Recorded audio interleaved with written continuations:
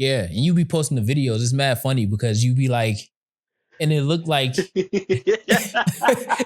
it's so funny because it looked like you running from somebody, but it's like, oh no, don't catch me. Well, I ran track in my high school years, so I'm just so used to swinging my arm and running. I look like motherfucking Master P. Yo, I'm trying to tell you, I see them videos every time, and I'm like, man, funny. Without even trying, just funny. Just it's like you in your zone. And it's not like you looking at the camera or whatever. It's like, all right, let me get this. Show people I'm alive and I'm running, and that's it. Hey, man, my goal with that is to inspire other people, man. Volume 2. Yeah. This is our show. Yeah. Introspective Insight. Introspective Insight. Peace, love, and all that good stuff. I am King Dev, and this is Introspective Insight, the Black Wall Street podcast, and we back with another one. We gotta ramp back up our recording a little bit because holiday season, that's the time that emphasize family and connection and community and all that good stuff. Magic shooting short films, he acting and whatnot. And I'm traveling and all that stuff. We were supposed to record last week, but my mom got a purple room and I tried to record and then my camera turned purple. It was crazy. Not my big camera, not the big heavy duty, but my DJI Osmo Pocket 3 turned purple. This little sensor just couldn't deal with all the purple. Can't handle it. Yeah, it couldn't handle it, brother. So we postponed to Friday, today, as we're recording it. And the fun fact, we only have 2 shows in queue. So this is our first show of 2026. That'll release. Happy New Year! Happy New Year! Happy New Year! I have a wrapped. I haven't showed you. We have because actually we'll get into that after we do the word of the show, quote of the show. Because I was about to go into this what I learned, the internet taught me. So we'll go into that after that. But first, the word of the show is vehement, which means strongly emotional, intense, or passionate. So strongly emotional, intense, or passionate. That's what vehement means. So for those of you out there listening and you're feeling strongly emotional or you feeling an intense emotion or a passionate feeling, use the word vehement instead of strongly emotional, intense, or passionate. That's why we do Word of the Show, just to give you some more tools to your toolbox as we think about this very complicated language that we call English. Think about that, Magic. Hey, man. I'm vehement about a lot of stuff. That's a fact. I think you use that properly in a sentence too. That's what I'm talking about. We gotta get used to how it sounds. I was like, you vehement? What that mean? I just said what it meant. And then the quote of the show. It's not, the quote is really paying homage to a real cool hip hop legend. That says something like he says something as like authentically himself. And the quote, which is what he said, was, "You shenan once, you will shenan again." METHOD, man. But I was just watching his episode when he was on 7 p.m. in Brooklyn, when he was out in Red Hook with Mello and team. And he was talking about, I'm gonna give you some context to the quote. He was talking about, sometimes he feels out of place as a celebrity when he goes to different parties and things of that nature, because he basically gave the perception of like, or the example of, it feels like everybody is in the time where they was wearing the white wigs and everything. Mm-hmm. And basically that everybody is fake when he's in certain spaces as a celebrity. And he doesn't feel comfortable in those spaces because, he has to fake. Everybody is faking. So he has to fake, play the game too, in order to, navigate those spaces. And he basically kind of like summed that idea up by saying, you shenan once, you will shenan again. Meaning it's all shenanigans, but once you do it one time, you're gonna keep on doing it to continue to get the results of going to a Met Gala or all white party or whatever the case. Victims of the Diddy party. You shenan once, you shenan again. No, why? Just why? I'm just saying, because it fits. You shenan once, you shenan again.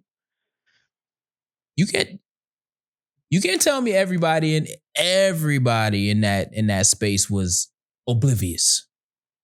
Not everybody. Not everybody. They just showed Michael Jackson with a picture of Michael Jackson and Jeff Epstein with Bill Clinton.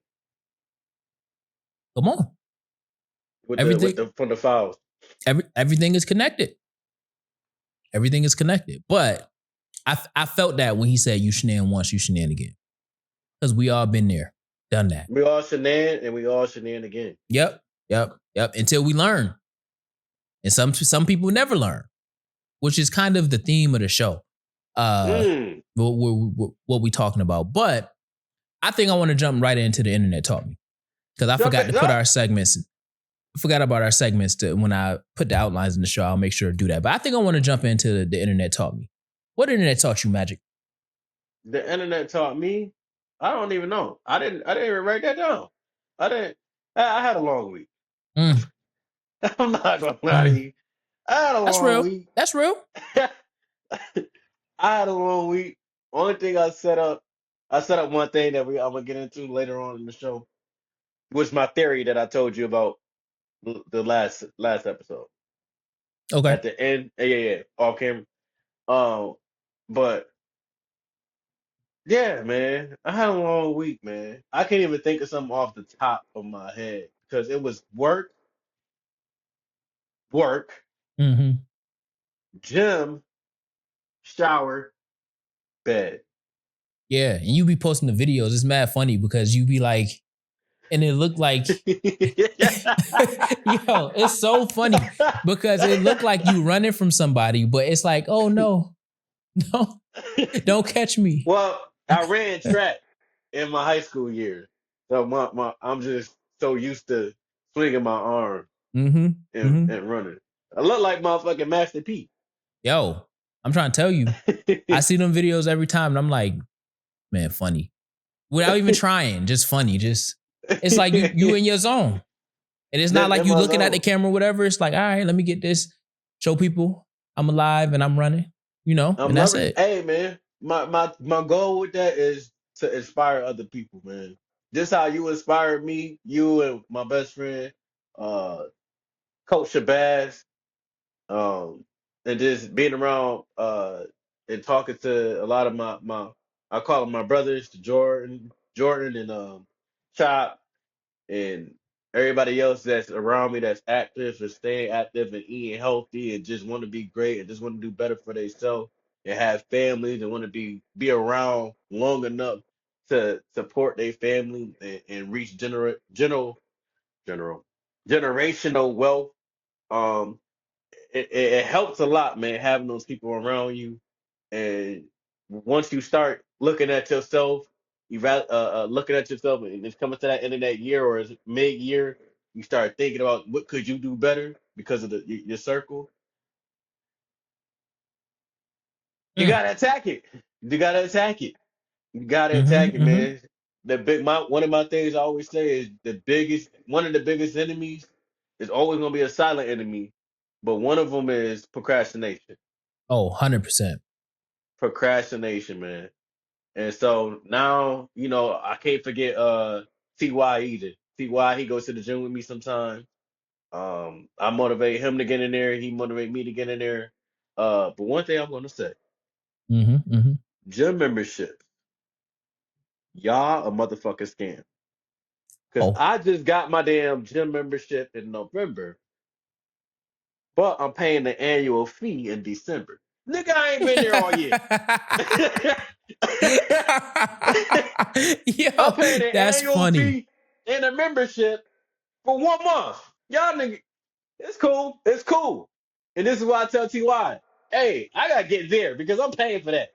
Yeah, I'm paying for that. Times is yeah. rough, and I need all my coins, all of it. Wherever I'm spending it at, I need the best quality of it. I don't have time for the cheap or the I'm gonna go here 1 time this week, 2 time that. No, I need all of it.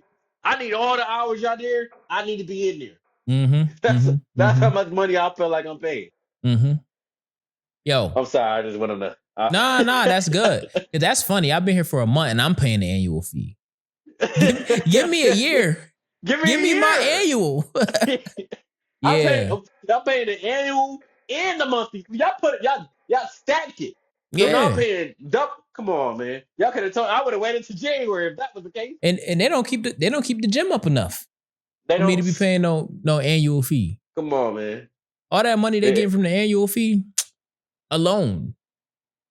Just all the money they get from the annual fee alone. Come on.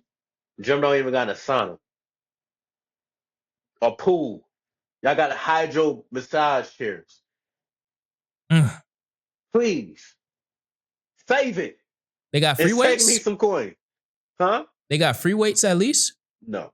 Oh, I ain't paying no annual there. Yeah, come on, man. It's cool Mm-mm. though. It's cool. I'm getting my little workout in. I'm a little sore right now. I'm getting my little workout in. I'm hoping I inspire other people, man. I'm Oh hoping yeah. I am. That's always the plan. That's always the plan.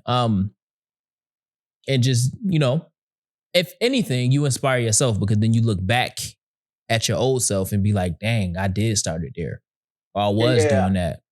Somebody just asked me this week, my guy Tariq. He's actually, yeah, I see you, I see you. He's like, yeah, what you do that for? I said, I literally do that to look back at it at how far I come. So even when I'm done, I take a picture of everything, my incline, how fast I went at the time, all that. I keep track of all that. So if I'm slacking this week and I look back at next week, all right, cool. Or if I'm slacking next week, but I did good the week before, I gotta step it up. Something's not right. Maybe it's my diet. Maybe it's something I ate that week or that day. So that's why I just really it's keeping track and inspire others. Yeah, that's lit. That's dope. Yeah, keep that up. I'm going tomorrow in the You morning. going tomorrow? Yeah, Yeah. I'm going See, tomorrow in the that morning. last thing. Just because you go to the gym at 5 a.m. don't make you better than anybody else. Nah, nah. Because That's people a, at 5 a.m. don't even always go at 5 a.m. they don't even it's you don't have to be a 5 a.m. Gym person, gym rat. It's Yeah, the 5 cool. a.m. club. Yeah, it's cool. It's okay. I have went to the gym at 5 a.m. on different occasions. Um, super hard. Super hard. It does add on hours to your day. So Yeah. you have to manage yourself because you will feel sleepy sooner, depending on like when you crash and how like if you are actually working out or if you're just moving in the gym. Those are two different things. But I aspire to start waking up at 5, but I'm hitting gym 6:37. Hmm. It's right I'm before the cool with that. wave. Right I'm before cool the with that. wave. You don't really have to be at the gym at 5. Like you don't have to be in the 5 a.m. club to really like still be in the 5 a.m. club. I think the 5 a.m. club is anywhere between 5 a.m. and like 8 a.m. So if you fit into that range, that's a 5 a.m. club because you still have to start getting up at 5 a.m. because at 5 a.m. you getting up at 3. I don't know if that really works because you still want at least 7 hours, 6-7 hours of sleep. Exactly. My whole point is, as long as you get in there throughout the day, Yep. get in there. That's where it starts. And another thing, last thing I think I heard somebody else say this is that um stop putting the gym and your health into your schedule. Stop trying to fit it into your schedule. Actually make it Yeah. a routine. Yep. Make Yep. it Lifestyle. part of your day. Make it your lifestyle. Yeah. Stop Yeah. trying to put it into your schedule. Oh, it won't fit because now it won't fit here. I got this going on. Nah. Make it fit. Yeah. It's You not wake a up and brush your teeth and wash your face. Do that just like with the gym. Yep. Make it lifestyle. I've Yeah. always despised the idea of like a diet. Oh, I'm going on a diet because I gotta get no. Diets don't work. Lifestyle changes work. So if you're gonna Mm-hmm. understand what it is that you put in your body and then do that in moderation. Mm-hmm. If I wanted to eat a big pound cake right now, I could do that because I don't always eat big pound cakes. If I wanted to eat a bunch of sweets right now, I could because I rarely eat sweets. So it's one of those things where everything is good in moderation. That's why I put everything on spectrums. You can have too little of something, you can have too much of something. So you always want to be in the middle. Life is all about balance. Yeah, all about balance, and that's really what it is. Triple beam balance. We learned about that in school. I don't know about these kids today, but we've learned about triple beam balance in school. So yeah, the internet taught me, and this is what I was gonna say before I got into the word of show and quote of show. The internet taught me that a black intern, a black woman who was also an intern at Spotify, created Spotify Wrapped. You know, that was mine last week when we supposed to have shot. Oh, it was? Yes. Oh. I got a screenshot of it in my phone and everything. Yeah, bro. And the only reason why I'm saying it now is because everything has a Wrapped. LinkedIn has a Wrapped. I got on Riverside today. That has a Wrapped. It's funny because the two words that we've said since we started recording the most is album and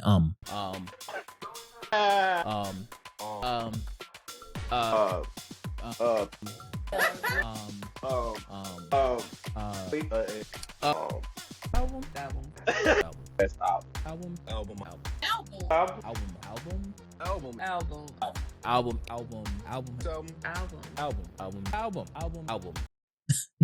So it got like it cut up all the album, and then that's funny.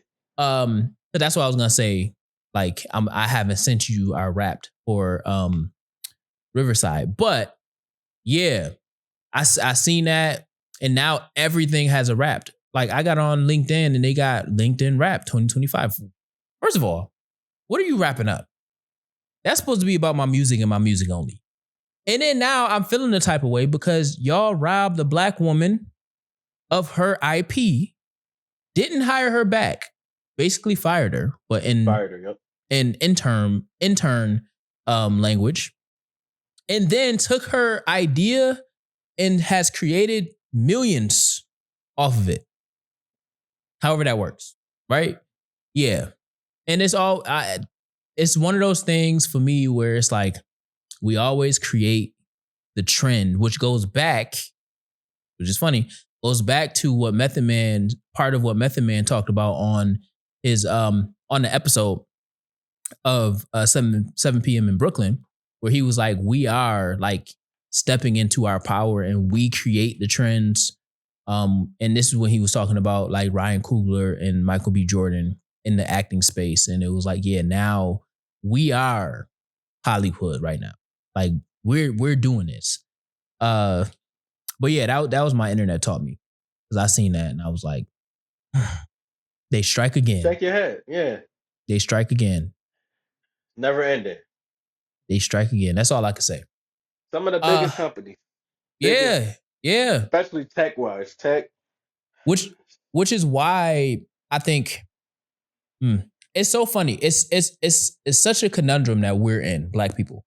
Primarily because I say this all the time, and this is why I created Black Static Podcast Network, this podcast, Introspective Insight, the Black Wall Street Podcast, Bridge Visions Media, co-founded Sankofa Leadership Associates. It's because we create so much, but we own nothing. Especially in the media space, we create so much, but we don't own any of it. That's why that deal for Ryan Coogler went crazy when he with Sinners. After 25 years, you own all the IP and the royalties and stuff of Sinners.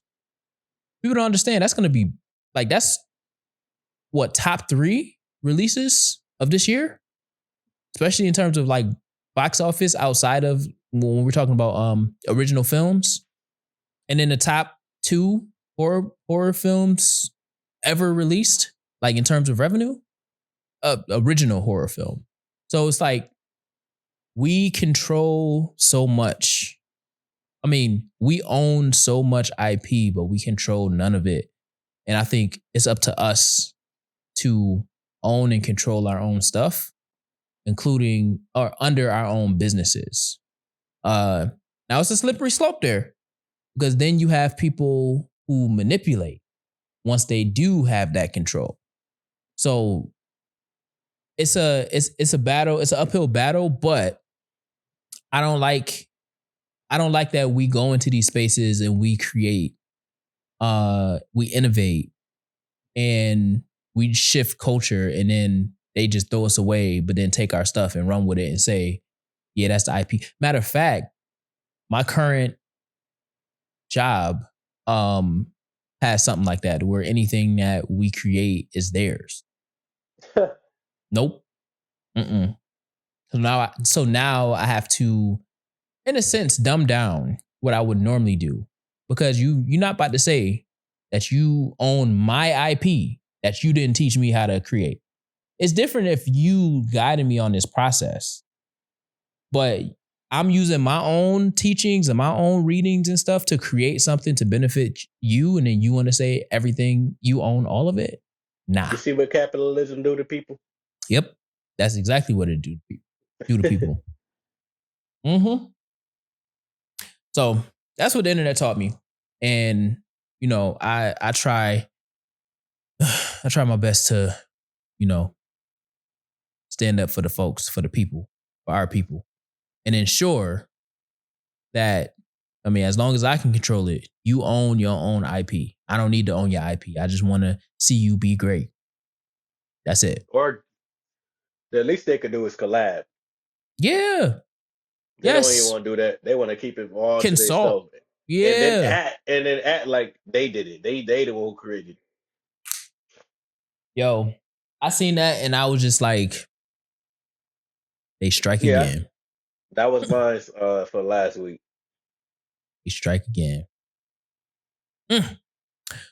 Well, that's the internet taught me. I mean, the internet has reminded me of a lot of things also. And I think that's where the idea or the concept or the production of this episode came from. Mm-hmm. On my way back from Rochester, I watched a bunch of different podcasts. And then very seldomly as I scroll on social media, because nowadays, well, at least the last couple of weeks, I haven't really been scrolling on social media. I just post and then go on about my business. And really those are scheduled posts. So right now we got about 4 episodes or 4 times people can see content now because of the way that it's scheduled out. I'm not chronically online, even though we use online in order to promote our stuff. And I came across, I sent this to you and we had a brief conversation about it. But I came across some of the clips off of, I don't know if I sent you Kai first or if I sent you Wale. To which you said Wale had a great album, which I wasn't I wasn't expecting that at all. But basically Wale he was on Club Shay Shay, which has lost its steam, which is crazy. After the cat. Like, yeah, you don't even know. Well, after that OnlyFans situation, you don't see a lot of Club Shay, like how it used to be everywhere.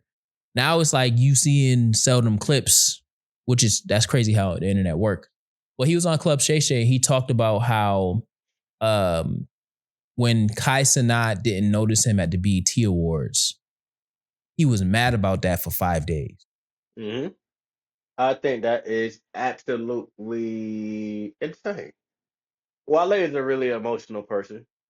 Mm-hmm. And for him to say that he looked it kind of crazy, you know, when he was like, "Oh, Kai don't know you," and the people was laughing, and he was saying like, "Yeah, my peers, these are my peers, so you got me looking kind of crazy." It's like, nah, they don't. You worry too much about what other people think.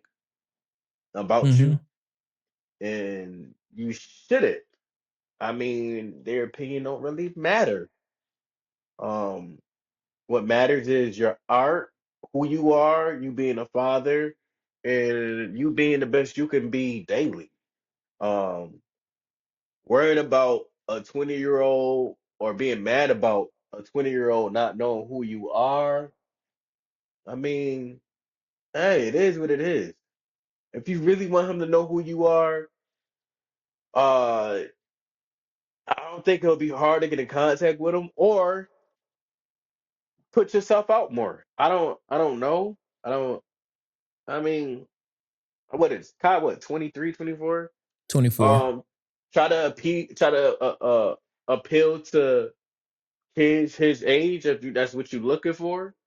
Uh but me, I'm just not getting mad because he doesn't know me, or I do understand that they just played like a game prior to that. So it was like, damn, we just met prior to this. But hey, man, that kid busy. He's a busy ass kid. Mm-hmm. I hmm. I think one of the things that I watched the full clip or segment Hmm. of it. It's like I don't know. It's over 2 minutes, so we not gonna watch it on here. But um, he was talking about how it was people saying that he shouldn't have pressed Kai, which he did. Like he found him again, and he was like, "Yo, I'm Wale." Uh, we all seen it unfold. The fact that you was mad about that for 5 days is crazy. Number one, that's like me being mad that a kid at school, like at the job or something, forgot my name. Don't know who I am. Now I'm mad about that. He don't know who I am. I'm a legend around here. You know what I'm saying? Like if I put in the work and I've been at the school for a long time and they should know who I am, that's like me getting mad because they don't know who I am. Uh, but the one thing that I kind of got from that also is like, is Kai his peer? Kai, no, it's not his peer. Hell no. Exactly. So why should Kai need to know who Wale is? I think he look at it as the fact that he has power in media. And he also said that uh they were celebrating the culture and Kai is the voice of hip hop right now, or a voice in hip hop right now. Which Kai is not I Kai is not the voice of hip hop. exactly. It he's basically said, since we celebrating the culture and Kai, whether he like it or not, is like a voice in hip hop or whatever the He case. he's a voice. He's a what you just said he was? I'm tripping right now. Yeah, a voice in hip hop. Like he No, no, no. is What did Wale say he was? yeah, he is a voice in hip hop. Hold on, wait. I got it on my What did I just say? I the say he's first not time a. so the first time I said Wale said he is the voice of hip hop. Okay, But yeah, I switched I meant a voice, like he is one of the voices of hip hop, Hey, like of the you culture. Yeah, messing me up. yeah, yeah. Yeah. It's Okay, let me know. He's not the voice of hip hop. He correct. is a voice in hip Yep. hop. Yep. Yep. Um, Yep. Yep. I don't believe he's a. Let me not say that. He's a big part. He plays a big part. Um, a lot of kids his age go and see what he thinks of Drake songs and Kendrick songs and Playboy Cardi albums and stuff like that. So he is definitely a voice, but I don't think he's a voice that Wale really needs to be worried about. Um, Again, he really just need to be focusing on himself and I mean focus on his album. This album is a great album. I don't think it's getting enough push.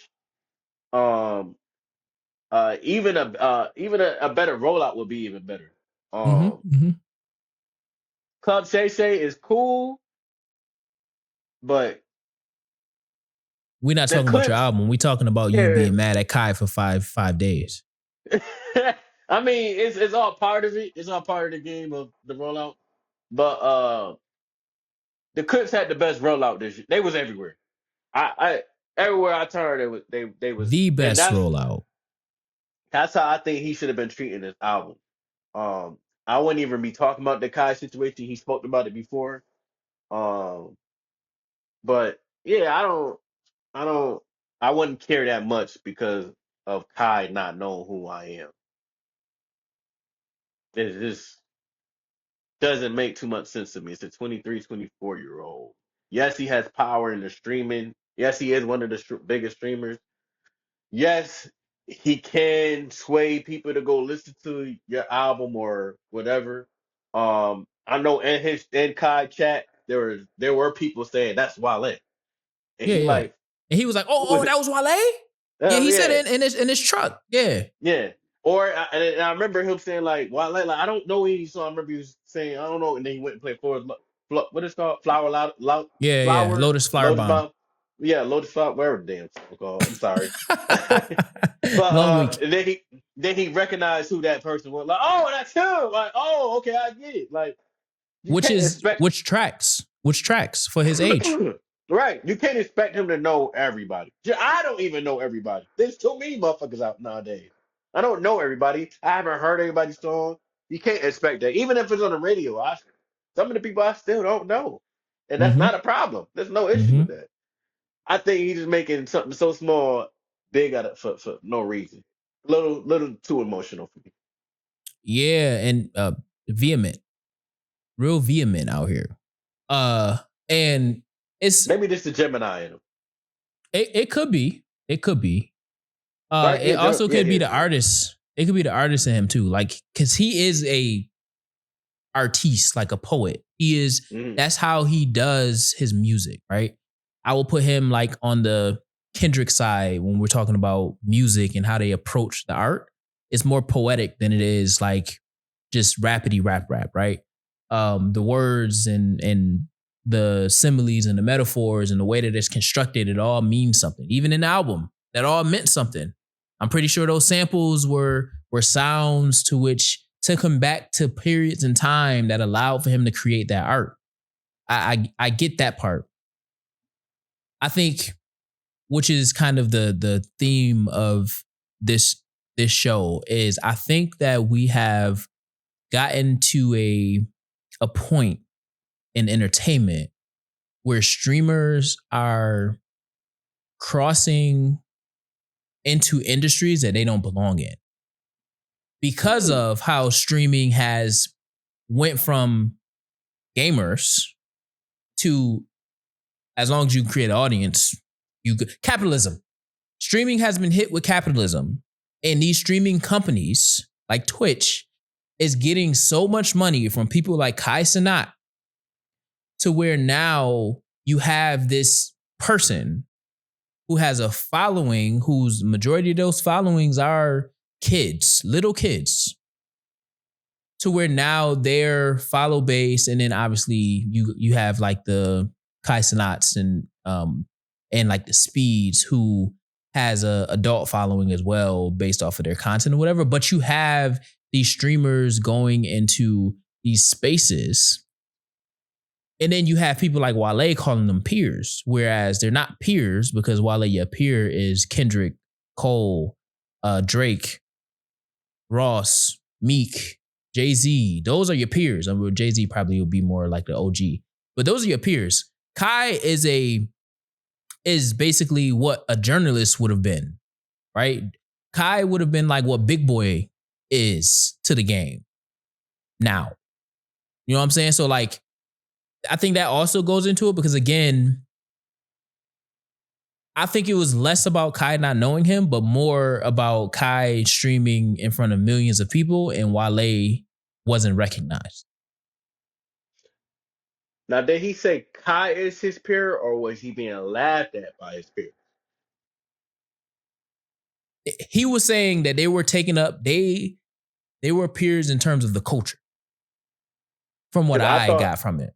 yeah, I got that he was on the stream with Kai, and then when Kai acted like he didn't know who he was, not act, when Kai didn't realize who he was, and then he left, and then he got around his peers, they was laughing at him saying, "Oh, that was funny. Kai didn't know who you were," and then he went back and talked to Kai like, "Hey, you got me looking crazy." That's what I thought he was saying.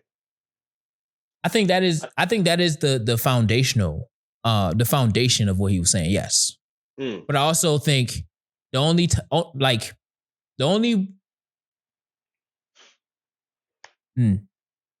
I'll let you go and then I'll can gather my thought. Another thing is, I think streaming is the new big boy. Streaming is the new Breakfast Club. Mm-hmm. So I love streaming. I watch Kai. There's a lot of adult streamers. A lot of streamers that become an artist. A lot of streamers that are artists. I enjoy it. I think some spaces they shouldn't be. Just because some things have to be private and they're live all the time. Um, but I love streamers. I like the content that they do. Some of them are being creative with the content, some of them not. Um, People like ISO speed showing off the world. There's some people that can't go around the world as much as he does, Mm-hmm. or Mm-hmm. step out of the city they're from.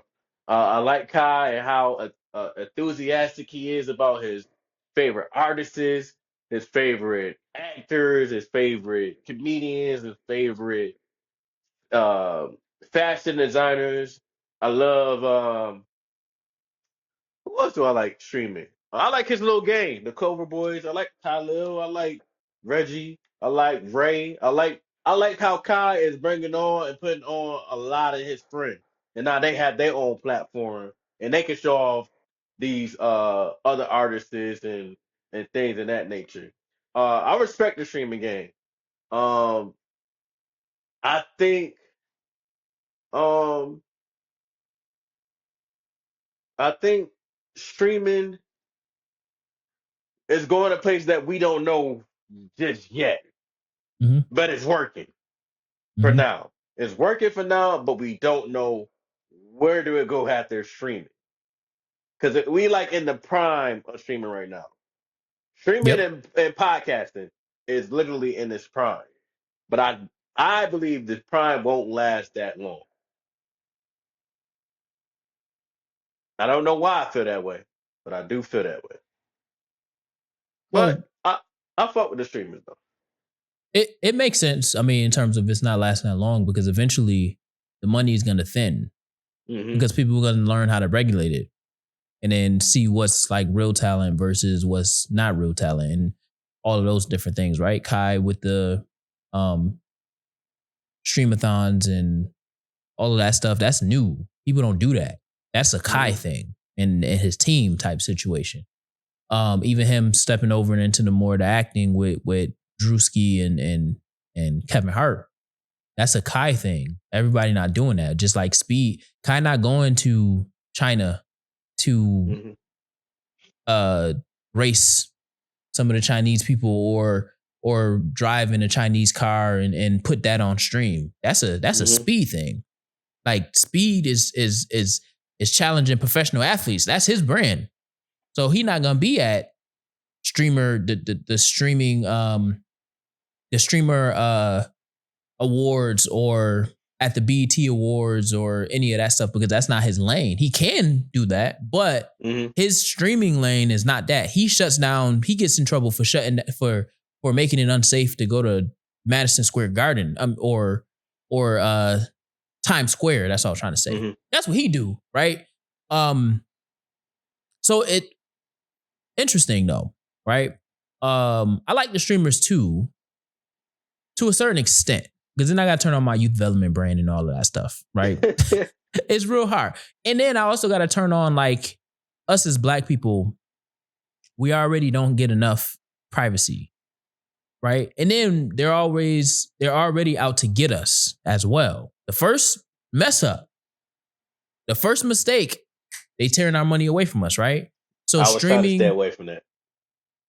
streaming doesn't allow for us to build our empire and then like sustain it or fortify it or whatever the case. Which then brings me to one of the things that I know we talked about briefly is Tyson released a video or posted a video on his social media talking about his mental health. Mhm. And part of the video also, or in the video, he basically says that, he's, matter of fact, we can watch it because that one's only a minute long. And while I Uh use that as mental health. Now that was kind of weird to me.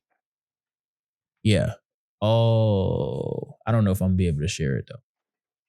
Nope. Oh yeah. I'm not, because I didn't use. All right, I'm not sharing it.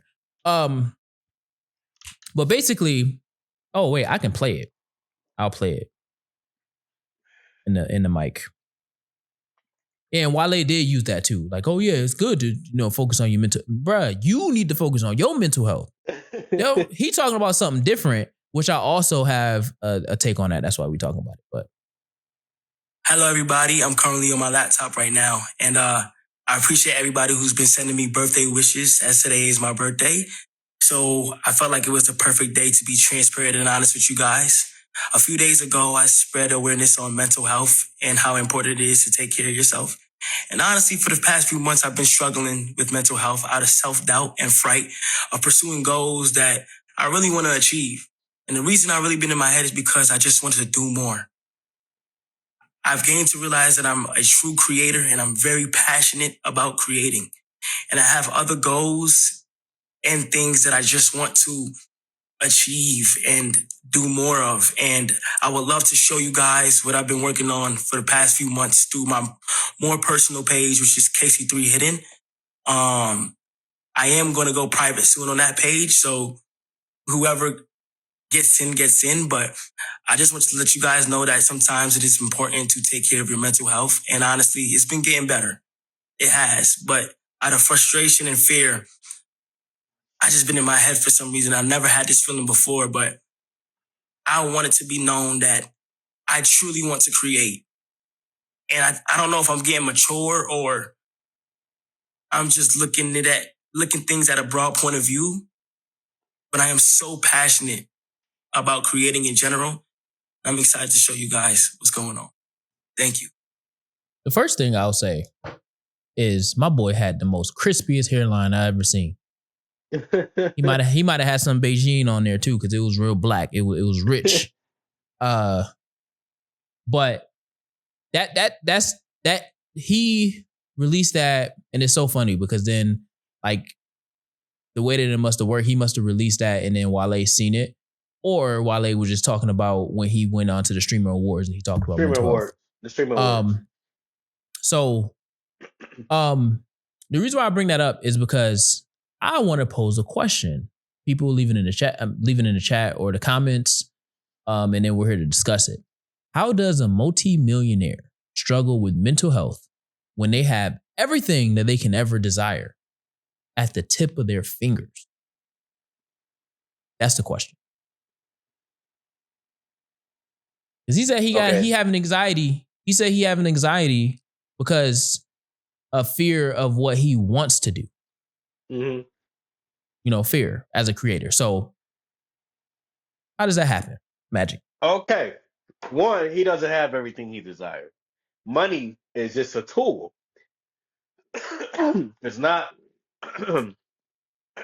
Damn. Money is just a tool. You don't have everything he desires. A lot of things that you want and you desire, money cannot buy. Two, I think he became famous and rich too fast for his own liking, where he can't even do normal things anymore. And he's so young. Yes, he wanted that. He works hard. He won all that.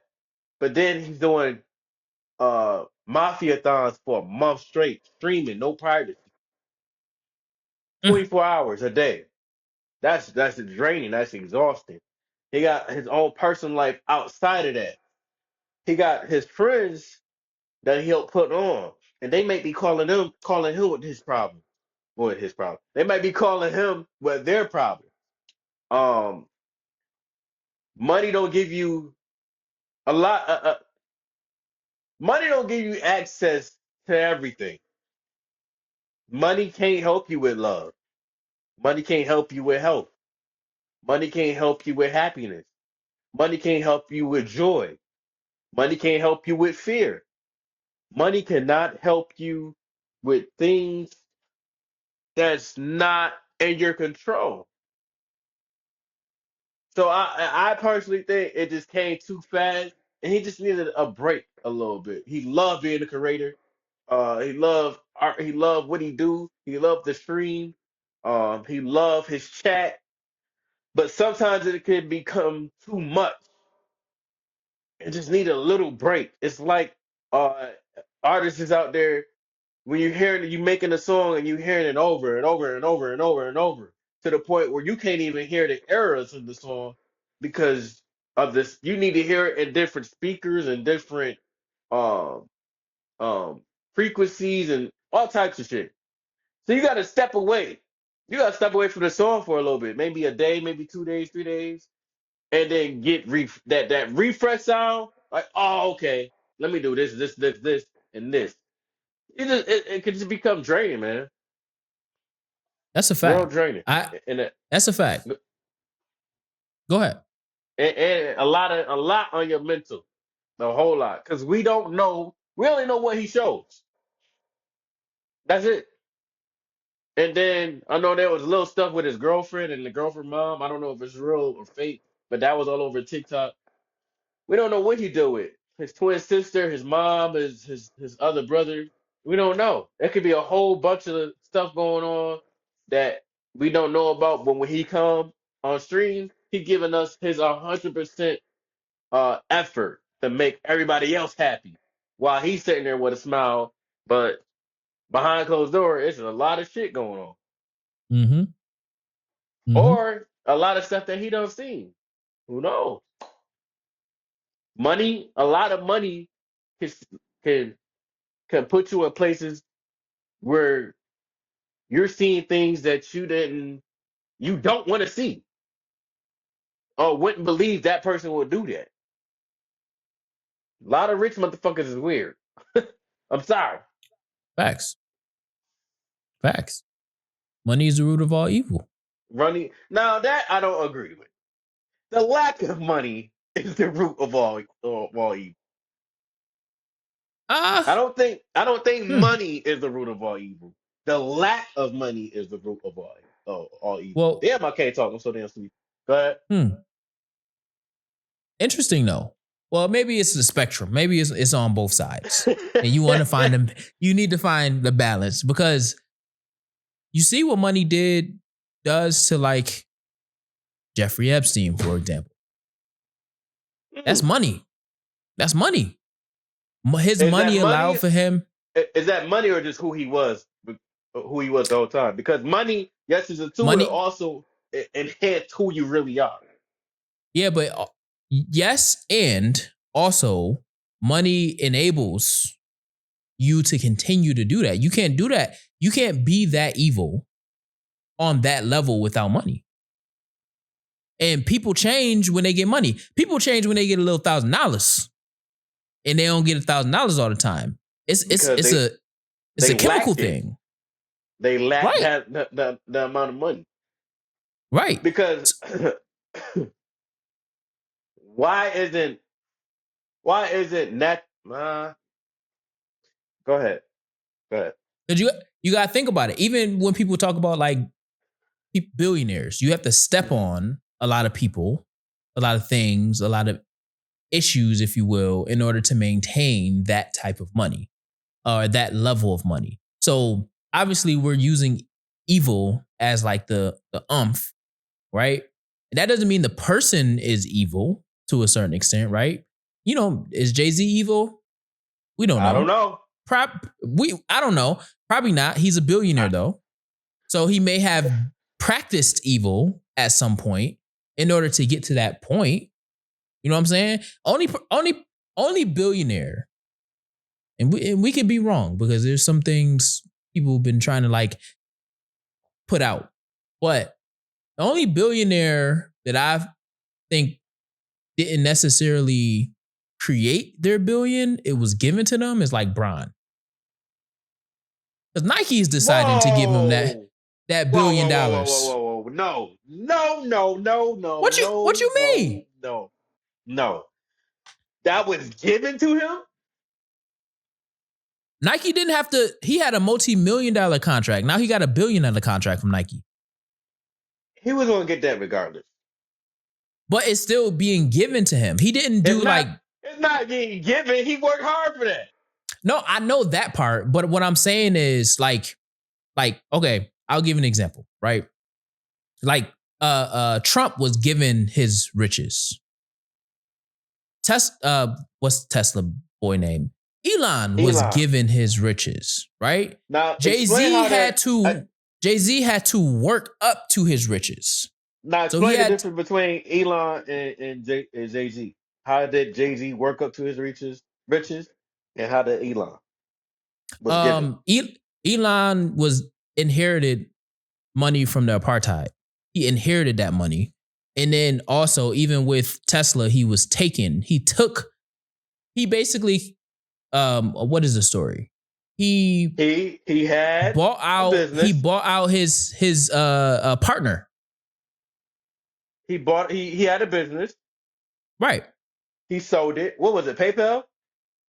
It was I don't remember what the first one. Was it PayPal? I think it was PayPal. Yeah. Mm-hmm. He sold it. And then he went in partnership for Tesla. Partnering with Tesla and bought majority of the stake of it. And got his partner up out of there. And then had a bunch of other businesses as well. Now, when he bought Tesla wasn't as good as it. Yeah. It took years for that. Yeah. Of course. But now, where he started, I'm talking about the start. Where he started, it was. Wait, we tripping. We tripping right now. We tripping. Go to how LeBron James. I know that. No, I get that part. What I'm saying in the foundation, it's not to take away anything that Bron has done. What I'm saying is his billion came from his years of service from a entity that's basically investing billions in that brand, versus Jay's billion is different because he had to get his money, get to the point where he had to learn how to maximize his money, and then he had to invest and sell, and do whatever it is that you do to get to $1 billion. His billion is different than Bron's billion because Jay-Z literally, in a sense, he started off with his talent, which was rapping, but that talent, rapping, didn't make him a billionaire. He had to go into business in order to become a billionaire. So he had to actually work to get to that $1 billion status versus Bron. He's working to get to that $1 billion status, but if Bron never got that $1 billion contract from Nike, his work still is paid wealthfully, greatly, but Bron didn't build businesses and sell businesses and do these and sit on these boardrooms and all this stuff to get to his $1 billion. He just consistently has been Bron, protecting his brand, playing basketball at a high level consistently. That's a different $1 billion. So when I say it was given to him, I'm not saying it was actually given to him. He worked for it. I know exactly what you're saying. Yeah. What you just explained, because LeBron did invest in a lot. He invested in himself. And Hov came in the game with money. Hov was a businessman before rap because he was a cocaine dealer. He came in with money, $100,000 to be exact. That's what he said. Which was a lot of money back then. Yeah, LeBron had nothing, literally nothing, but 2 hands and 2 feet. But you can say the same. You can say the same in basketball. In that case, though, but you can say the same thing for Hov. Hov came in with money. Yeah, but he built that up, though. So LeBron had nothing. You telling me his talent. Right, but you telling me Bron ain't had no money? He ain't have boosters coming out of high school? In high school? Boosters? He had money. He had money. He didn't have the money. He ain't have money going in. But then again, you don't, in his, what we also, in the conversation, what we also have to acknowledge, what we also have to acknowledge is we're talking about two different, like, having money isms. because you don't need to have money in basketball to start. You just need to have $1 in the dream for the most part. But what Hove is doing, you need to have money because you got to pay for studio time and this technology and all that stuff. So obviously, for everybody listening, put into perspective what we're talking about. The foundation, though, is the same way that we're saying Hove started with that 100K or whatever he said to get into the music game is the same way that we can say Bron had boosters and he had that push with ESPN by way of his talent to get him to being the number 1 draft pick and all that stuff as a high schooler in 2003. What I'm suggesting though for everybody listening is Bron's billion wasn't and is not super contingent on screwing people in the back, stabbing people in the back in order for him to get that. If Bron being Bron, playing basketball. We don't know that. Because why Stephen A. Smith mad at him? Face value, bro. Face value. Face value. Because now people coming out like Russ said, Bron ain't a good person. That's his. That's you know what I'm saying. But it could be some money. It could be some that has to do with money. It could be.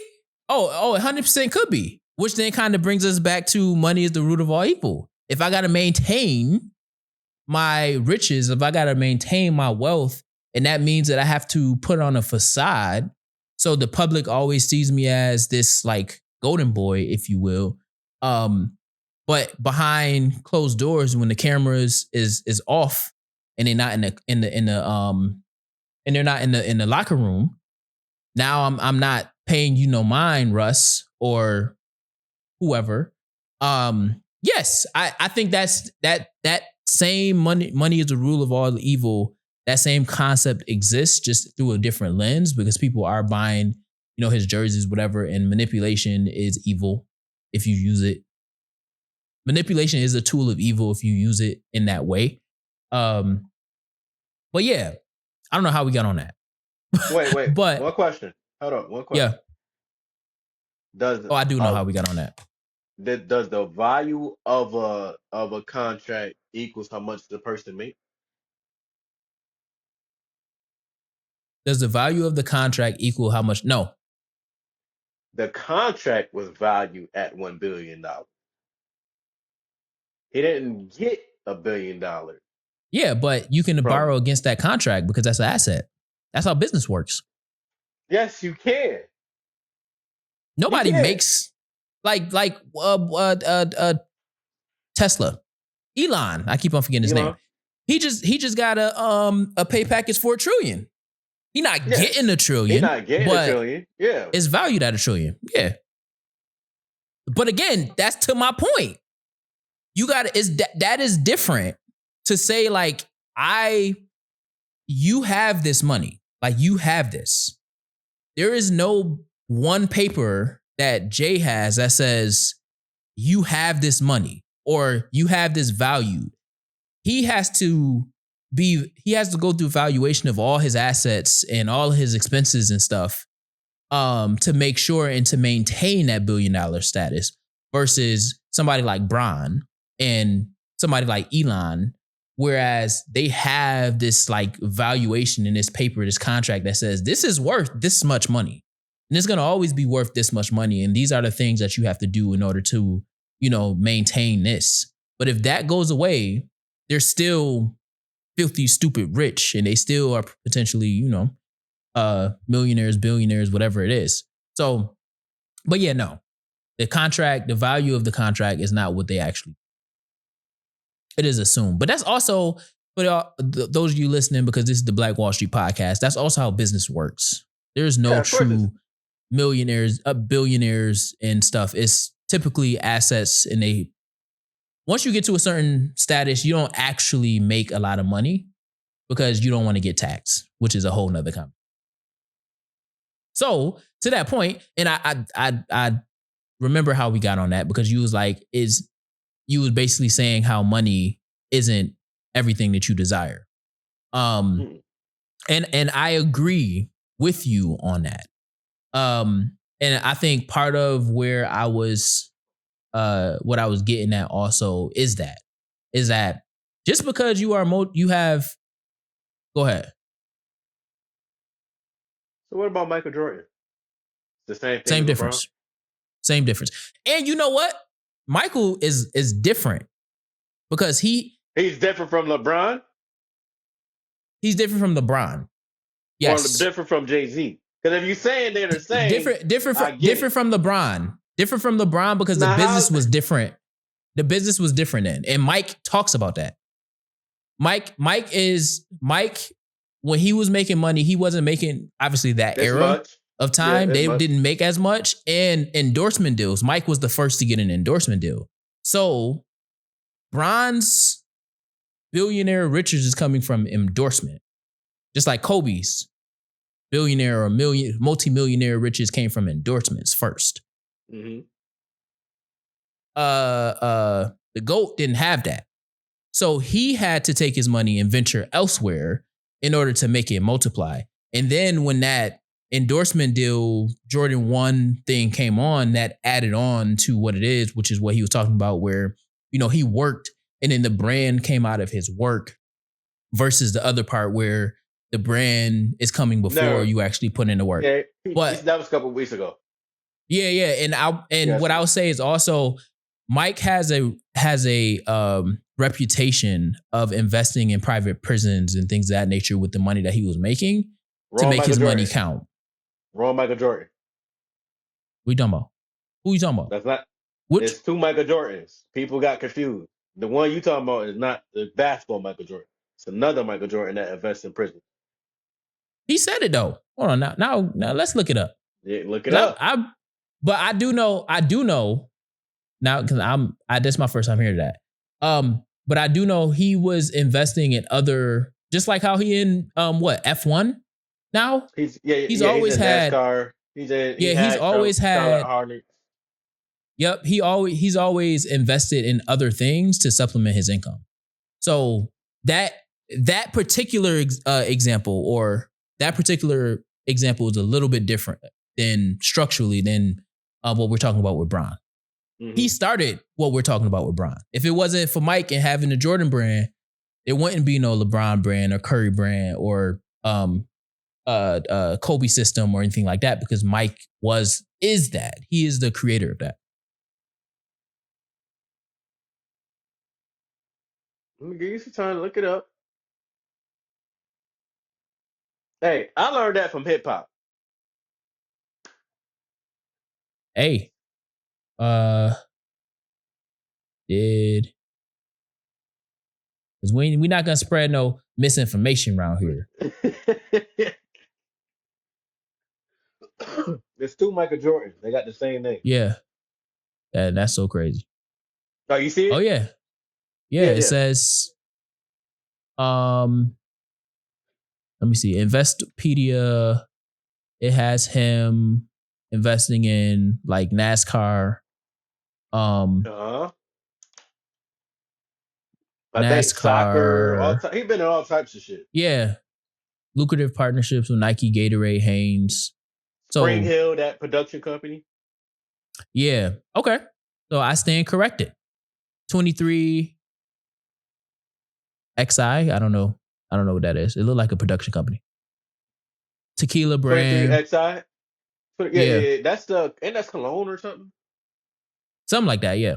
Yeah. Restaurants and other ventures. So yeah, DraftKings is one of them, but that's more of recent.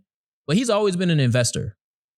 Always been an investor. So he had to do that coming out of his era in order to maintain his riches. And then obviously, again, once you get further down the line, Jordan Brand is that like definite asset that's always going to be worth multi-billions. And because he was the first, he owns all of that. Like that's his. Nike is just, they're the powerhouse of creating the shoe, making the shoe, and all of that stuff. So yeah. I that's the only thing I would say is different. That's another thing. You saying he owned the shoes and stuff? Huh? What you saying he owned? I'm saying that Jordan Brand and the idea of the signature shoe, his brand is a separate standalone brand than Nike. Like Hey, I just learned that. That is all what? Nike. Nike owns all that. He don't Oh yeah, own none of no. Yes. Yeah, I'm talking about Nike owns it, but Jordan brand is like, it's not like because obviously you got the Nike check on there and stuff. But I'm saying that That is just a tree underneath Nike. So it's still correct. Nike. Jordan has nothing to do with it. It's just they just use his likeness, basically. It's like Yeah. the biggest NIL Yeah. deal ever. He has nothing Yeah. to do with it. Yeah. Yeah. He just get the, obviously whatever the contract is, he gonna get his royalties off the top or whatever the case. I mean, obviously, because Nike making the shoe. Yeah. Shout out to Chop. He the one who put me under that. Yeah. But Oh, damn. I forgot what I was gonna say. what? You said something that sparked my mind. Oh, and that's what's wrong a lot. That's what's wrong in the black community, that we get false information that just because we know this person is rich, that this person is funding this. Like a lot of people think that he funds prison, and it's not even true. I And wonder where that started. getting rich, being black and getting rich, that I know we're going in the whole thing. Don't go in. We ain't gonna go into it, but a lot of people in Illuminati is for some reason black. So you telling me all these people that's in the Illuminati so happen to be just black rich people? Oh, I'm not. I've never been an Illuminati believer. I mean, I've they never got been an they Illuminati got believer. some people in there like Abraham Lincoln and all that, but majority I of the mean, people is black. I think that the Illuminati exists No, because it's I believe there's a secret. yeah. We're not There's a gonna get into secret. I mean, it's not real secret. It's not real secret it's if we're not talking about secret no it. more. But Yeah. these subgroups exist, just like what is it, Jack and Jill? I learned about that when we had all that concourse conversation around the Jack and Jill partnership collab for Martha's Vineyard and all of that stuff. Like, Mm-hmm. yeah, all these elitist groups exist, but the amount of the Illuminati this, Illuminati that, and Illuminati is all these black people, and you had to sell your soul and do things. Nah, I never like the Illuminati was supposed to blow up Big Ben during the 2012 Olympics, and like if it don't blow up, I always said this to my bros. If it don't blow up, it ain't real to me. Because you telling me you can show me these elaborate videos of like all these different things that you reading into, you making it make sense. Oh yeah, that makes sense and stuff, but I'm gonna wait for Big Ben to blow up. And if Big Ben don't blow up, and here we are over 10 years later, and Big Ben's still standing. Yes, sir. Yeah. But yeah, that's crazy because that was that whole conversation, and then the segue that we went on is literally what I wanted to get out of the question around how is a multimillionaire struggle with mental health. Your mental health has nothing to do with the money that you make. And oftentimes, the other part that I was going to get at is your mental health is as good as the mental health you keep around you, meaning the people. The people that you keep around you is as good as your mental health. If you don't find solace in your own space, but then also you don't find solace in the people that you keep around you, you are not keeping up with your mental health. And I think that's what Kai is struggling with right now. Because the trajectory, and I think he hit it right on the head where he was like, maybe it's me maturing. He hit it right on the head in saying that because he's going to learn really quickly that a lot of the people that's in his group, he's not going to be able to go with. Kevin Hart not going to be working with them. No way. Matter of fact, I can't show it. They was talking about, so I was watching the Jam podcast, a clip when they were talking about the Streamer Awards, and they was saying all the tea and talking about Dez, who is a part of Kai's group, and how he's a crash out. Yeah, how he's a crash out, and how sometimes on some of the streamathons, or one of the thons, he had to like Kai told him to get out and all that stuff. And, crash out the question that I got from it is crashing out the new youth entertainment, which I think so. I think that's a part of it because that embodies kind of, you know, what we was watching during like what you get in Love and Hip Hop and what you got in like Flavor of Love, For the Love of New York, and all of these Chance and Love, all of these different things, right? But it gets kind of tricky when you have a bunch of young boys learning from older young men, that crashing out is the way. So if you don't create that thick line to say like what is entertainment and what is not entertainment, that line tends to get blurry. And it was so interesting because the fellas on the Jam podcast was talking about Rakai and how he's 16 years old. And Rakai learns from Dez. And they showed a video of Rakai responding to it was something that happened, and he was responding to it, and it was like, who did that look like? And then they had already played a video of Dez talking about something that came out that he was talking about the host that was on that made the joke about Diddy and Kai Cenat. Was talking about the host and how she was doing this and doing that with Kai, sucking him off and all this stuff, but he was saying some wild stuff. And he got on, he basically was like, I never said that. What I did say is, and he was like crashing out, but it's like Kai is 24 years old. I don't know how old Dez is. Maybe you know how old Dez is. I don't know how old Dez is.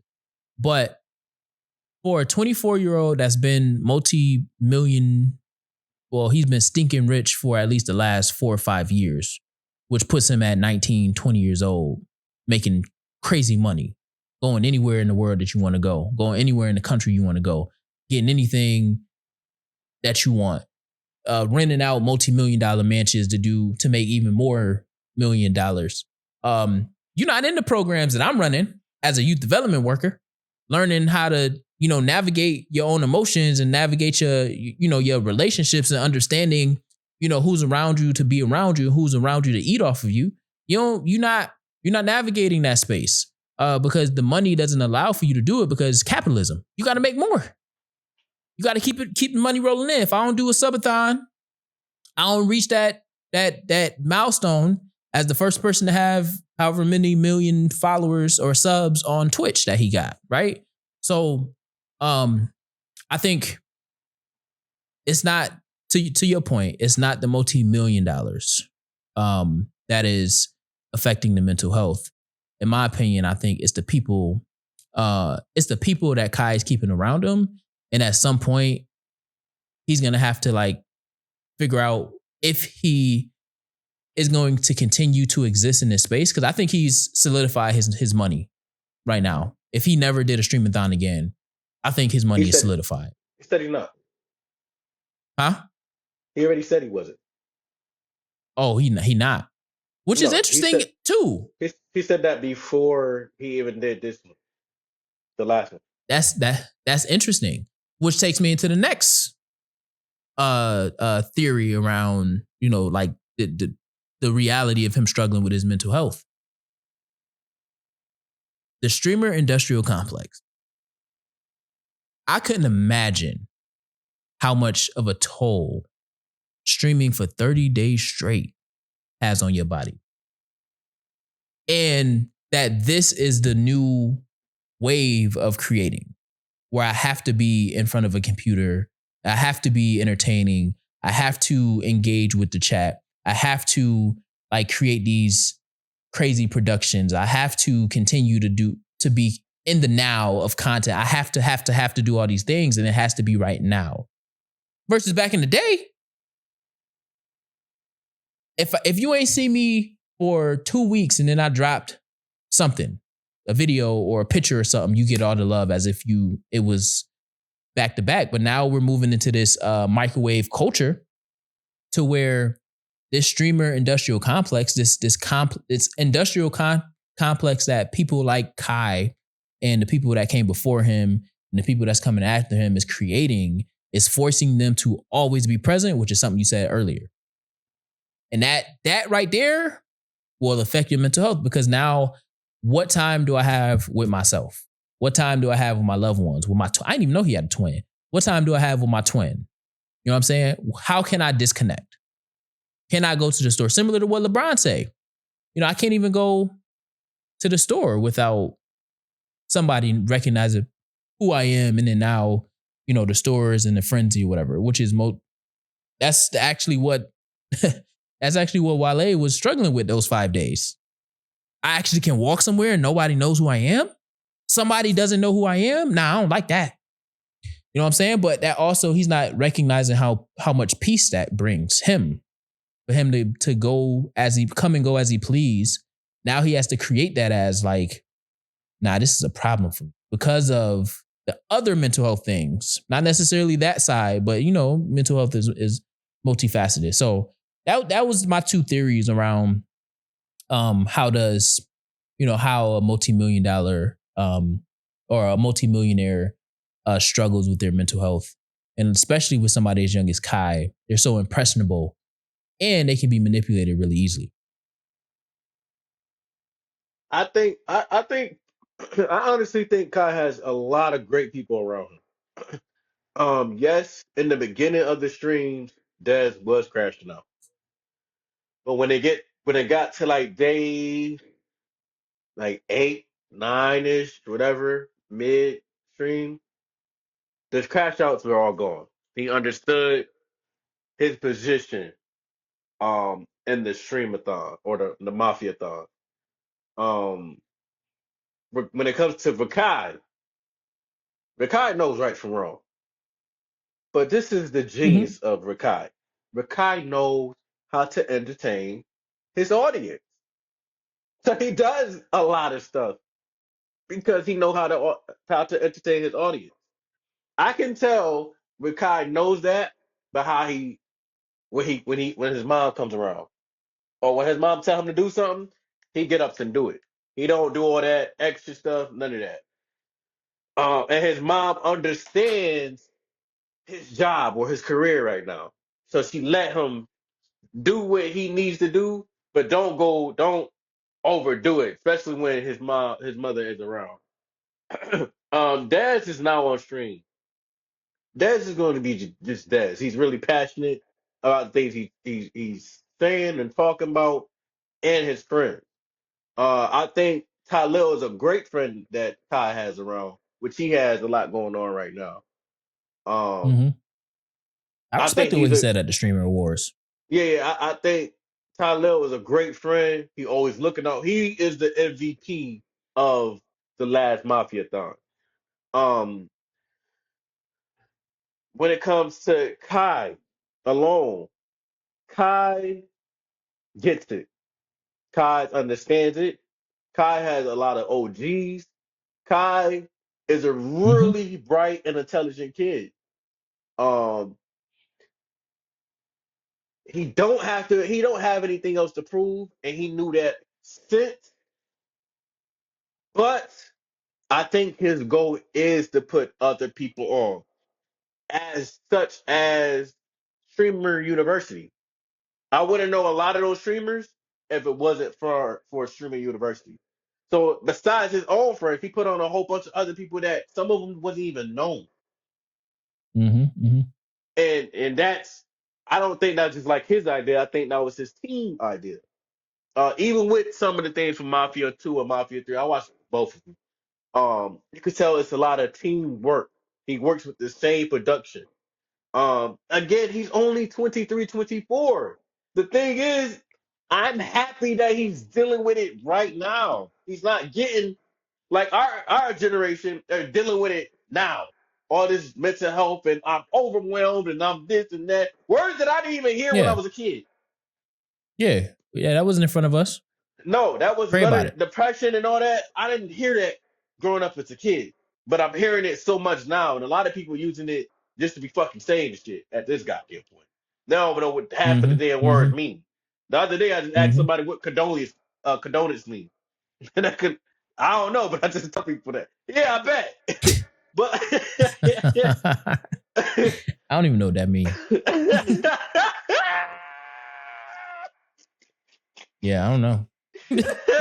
But I'm just glad that he's learning it now, man. Think about it. Mm-hmm. If you knew about mental health and then you can invest into it.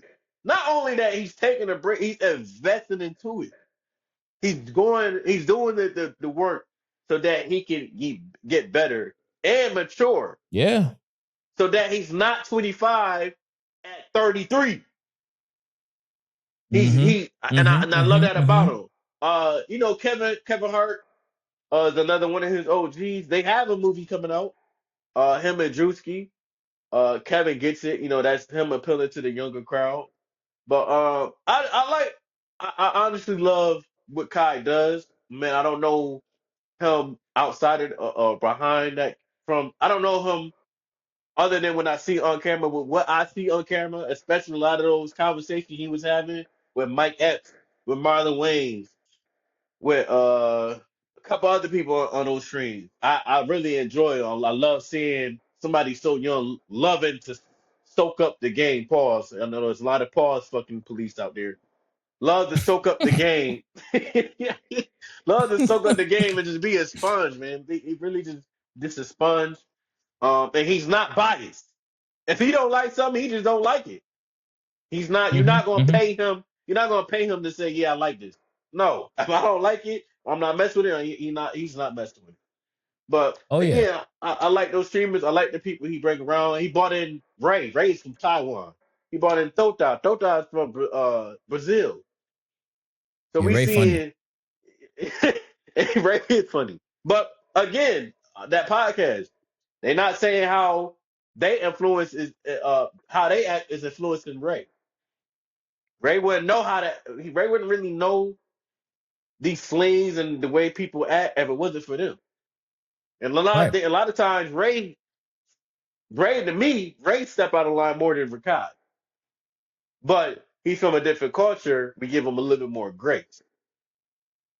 But other than that, I'm happy for him, man. I hope he's doing well. Again, they all streaming now.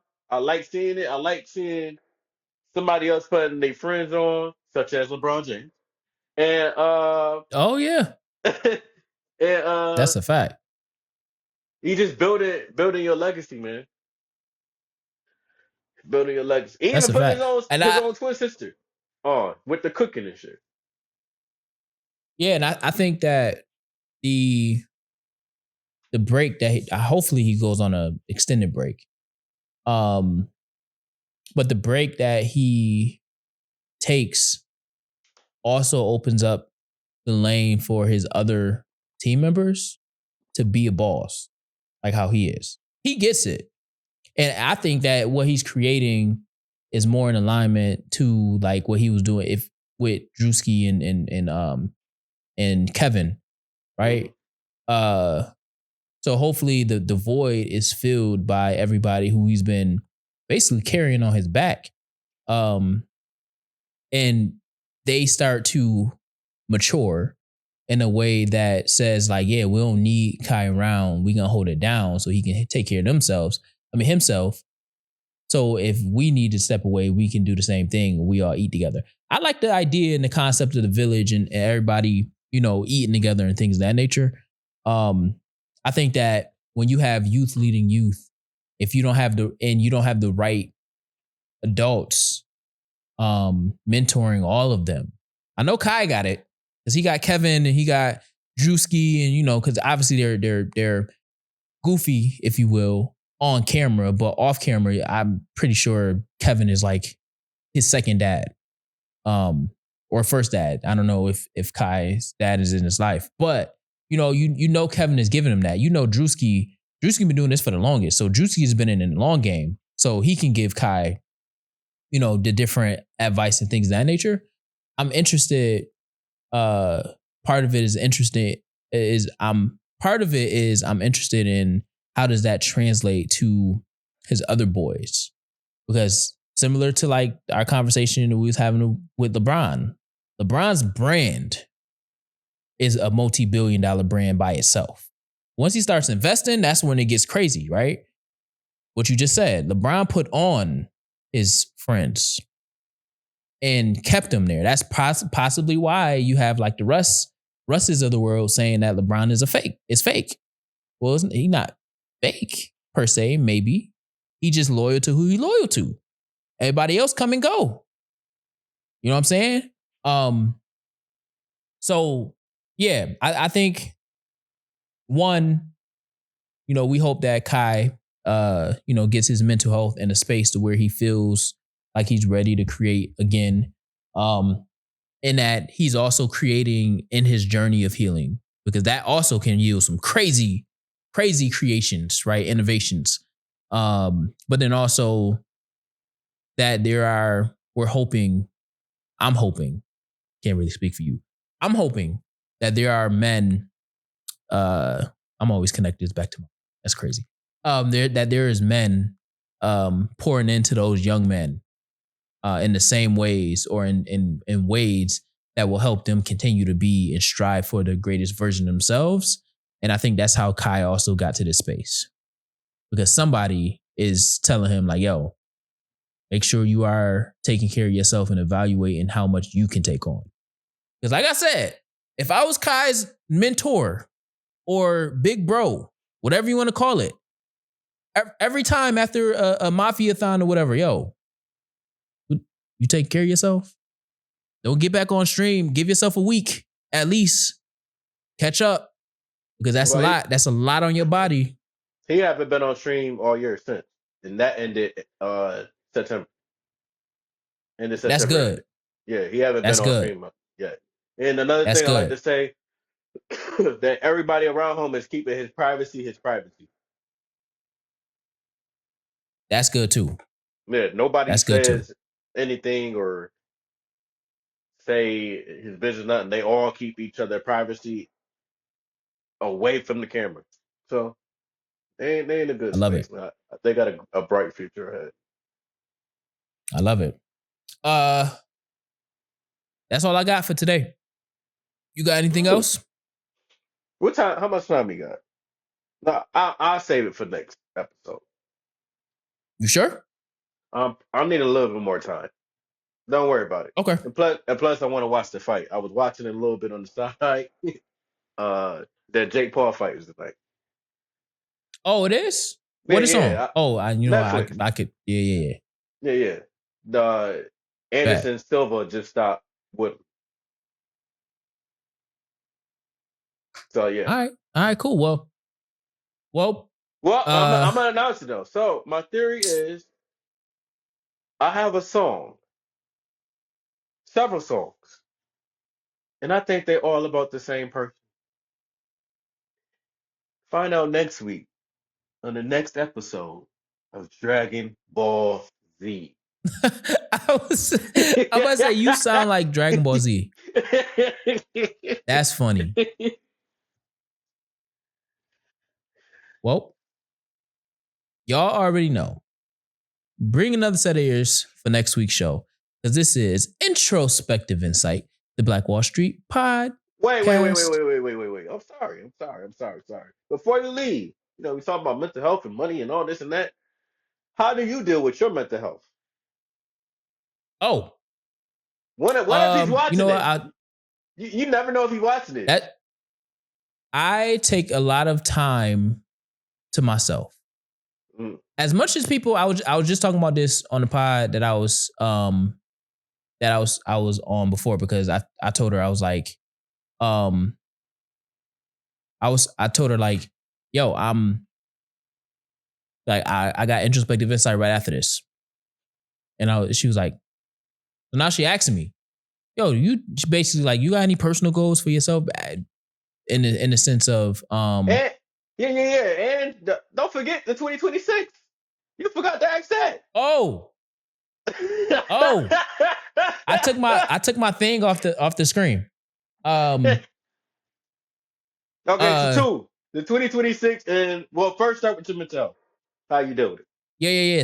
So one, I keep my body right, meaning I work out. And I eat right. Mm-hmm. Then also I take care of what I put in my body. So I don't just put anything in my body. That all that affects your mental health. I don't got too much sugar in my bloodstream and all that stuff, so I'm good. 3, which is of the last like 3 years, I read. I take the time to read. And this year I had a goal to not read only like historic, so like nonfiction books or self-help books. And when I say self-help, more like finance and stuff like that. This year I had a goal to read fiction, narrative-based books. I've read so many.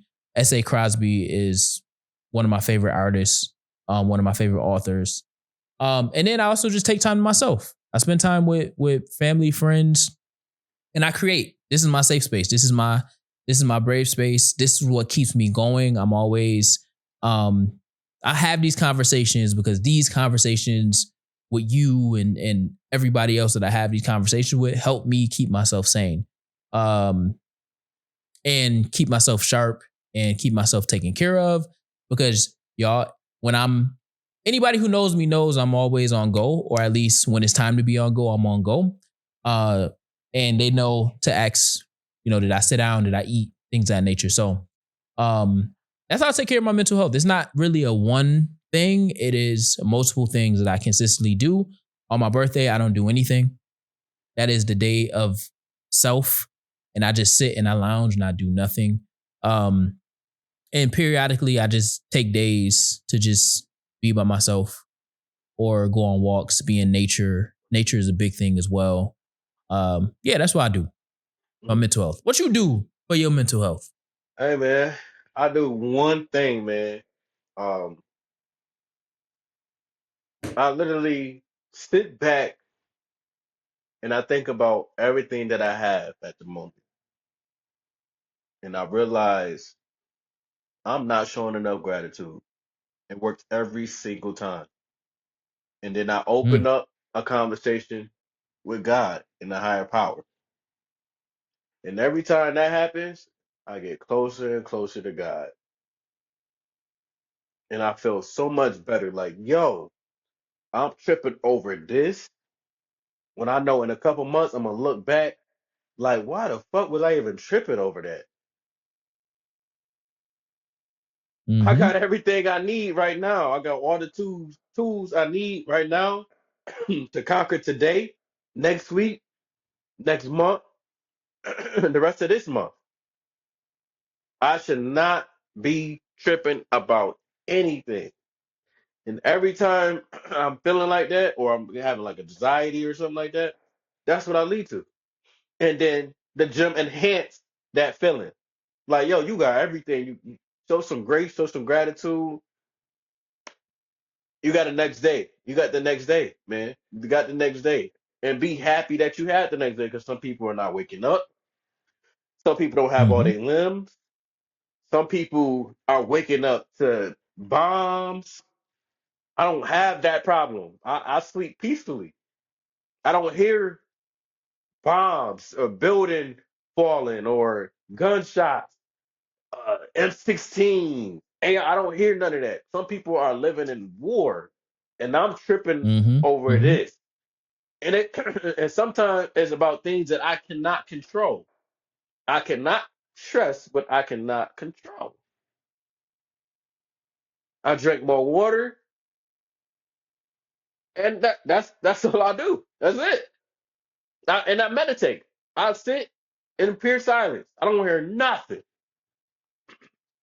Mm-hmm. Pure silence, and I'm okay with that. Just listen to the wind or water drop, something. And that's what really helps me. That's dope. I think sitting in silence. Sometimes I ride in my car in silence. Just And just certain driving, music, taking in the sounds of nature. Yep. certain Yep. music helps me, and it's literally older music, literally 70 and now, 70, 60, 50 music. It always put me in the greatest space, always. Oh yeah. Oh yeah. And jazz. I love me a And good jazz playlist or endless jazz. When I'm when I'm flying in the air, I don't listen to music. I read books and I listen to jazz. Yeah. That's it. It puts me in a very good space. Now, when I'm in the air, I'm going to sleep. I'm sorry. But I can go to sleep with jazz on. I got these bad boys on. I got these bad for those listening. I got the AirPod Pro Maxes, and then I put the noise cancellation, best in the industry, out. And then when I wake up, depending on the flight. Now, I tell my best friend Paradise this all the time. The best seat on the plane is the aisle seat. Here's why.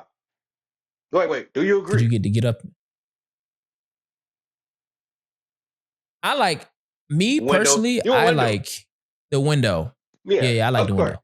No, only because I can sleep. I can sleep, and I don't get up. I don't get up in the on the plane. Oh, I make it my business not to drink. Soon as I hear, I'm out. yo. I gotta get out of here. That is the start. That is funny. I gotta get out of here. 135. That's funny. Yeah, 130. Yeah. So yeah, I gotta get out of here. But what was the 2026 question? This is the 2026 episode. So. Oh man. I think my 2026 goal is, so last year it was creating and maintaining a high yield saving account. This year it's going to be building up my investment account and starting to really, I've dabbled in learning, but now I'm putting money in there consistently, and I'm investing consistently. High dividend stocks, whatever the case, Roth IRA. I'm not gonna max it out. That's not gonna be the first year. I'll leave that for 2027 or 28. But this year is more so like getting into the habit of investing. That is my one personal financial goal of 2026. My goal for 2026 is to reap all the benefits from 2025. I heard somebody say they want to sue 2025. I feel the same way. I want to sue 2025. That's the kind of year I was having. So I want to reap all the benefits that 2025 did into 2026. I really just want to be happy to be here. That's it. That's my motto for the year every day. Happy to be here. And give 125,000% every day. Oh yeah. Every day. Let's get it. Yeah. Let's get it. I just want to go. I just want to go.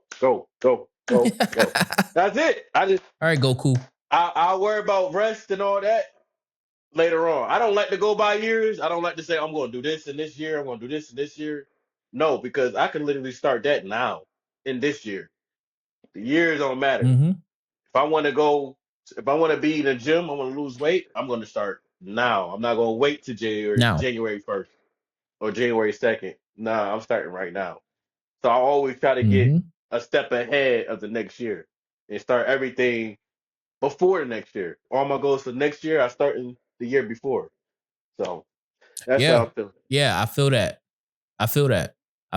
That's why I don't do New Year's resolutions. That's why I asked that. Nah, I don't have no New Year's resolution. I'm building on what I started. Yeah, I built it on what I started the previous year and the previous year and the previous year.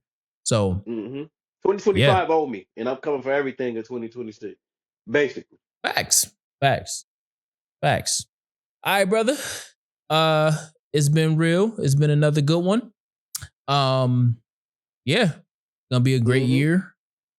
We're gonna continue to bang these episodes out.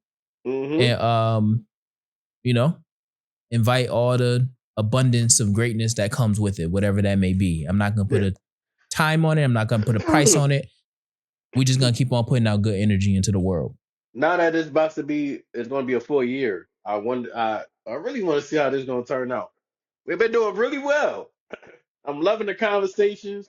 I love how people are interacting on all these platforms. I see it on the YouTube. I see it on the Instagram. So many strangers don't even know who these people are, and they reaching out and saying something. So I just want to see how this go out, man. Oh, and I'm Yeah. looking forward to Uncle Murder. It's your time. I'm looking forward for the wrap up. Well, y'all already know. Bring another set of ears for next week's show because this is Introspective Insight, the Black Wall Street podcast, and we out. See you soon. Yeah. Come back next week. Yeah. Introspective Insight. Introspective Insight.